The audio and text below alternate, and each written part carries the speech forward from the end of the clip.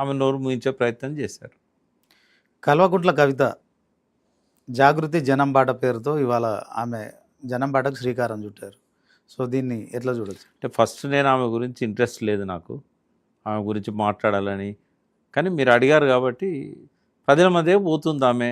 తన పార్టీ పెడితే ఇది ప్రజల సపోర్ట్ ఉంటుందా ఉండదా అని తెలుసుకోవడానికి పోతున్నది. ప్రజలే చెప్తారు పోయినాక. దాన్ని బట్టి ఆమె ఏం చేస్తుంది అనేది చూద్దాం. అంటే ఈరోజు గన్ పార్క్ దగ్గర ఆమె కామెంట్ చేసింది సార్, అమరవీరుల విషయంలో గత ప్రభుత్వ హయాంలో అందరికీ న్యాయం జరగలేదు, సో నేను క్షమాపణలు అడుగుతున్నా అని చెప్పి అంటే కేసీఆర్ తప్పు పట్టినట్టు కనిపించింది. ఆమె పనే అది కదా.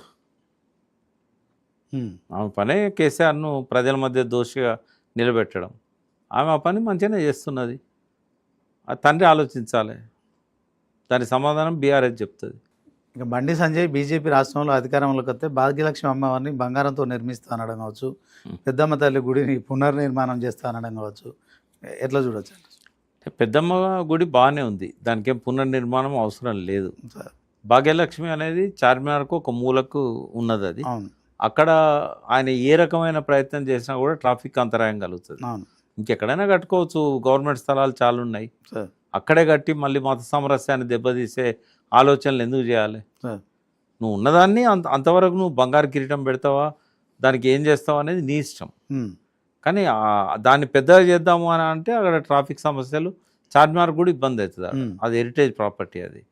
కాబట్టి మత సామరస్యం దెబ్బతినకుండా, చార్మినార్ను డిస్టర్బ్ చేయకుండా, హెరిటేజ్ని డిస్టర్బ్ చేయకుండా ఆయన ఏదైనా చేసుకోవచ్చు. కానీ ఎక్కడ వాళ్ళకి అధికారంలోకి ఎప్పుడు రావాలి, ఎక్కడ రావాలి, అది ఢిల్లీ బహుత్ దూరే అంటాం కదా. అవును సార్.